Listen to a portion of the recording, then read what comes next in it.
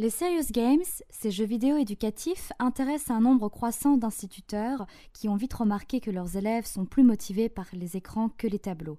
Un atout considérable lorsqu'il s'agit de redonner le goût d'apprendre à des élèves en voie de décrochage. Il faut dire qu'en 2011, environ 5% des lycéens sont sortis du système éducatif sans aucune qualification, un chiffre en augmentation depuis la fin des années 90. Mathématiques, biologie, langues étrangères, il y en a dans toutes les matières. Le jeu Zombie Division permet par exemple d'aider les élèves à comprendre le principe d'une division. Le joueur y incarne un héros qui peut diviser des squelettes porteurs de chiffres. Mais attention, il doit utiliser les bonnes divisions sur les bons squelettes. Autre exemple, cette fois dans le registre de la biologie, Transcription Hero parodie le célèbre jeu musical Guitar Hero afin d'apprendre comment fonctionne le code génétique.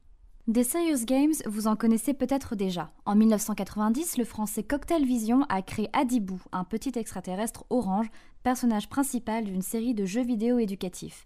Leur succès commercial a été immédiat, bien que leur utilisation n'ait pas dépassé le cercle familial. Aujourd'hui, les logiciels ludo-éducatifs ont pris le chemin de l'école. Logique, puisque selon une étude européenne, près de 60% des instituteurs se disent prêts à enseigner avec ce nouvel outil.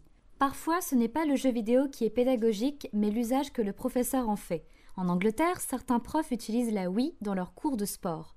Autre exemple, l'Académie d'Amiens a recréé une partie de la ville dans le monde virtuel de Second Life, un espace en ligne qui offre la possibilité de travailler les langues étrangères avec des correspondants du monde entier.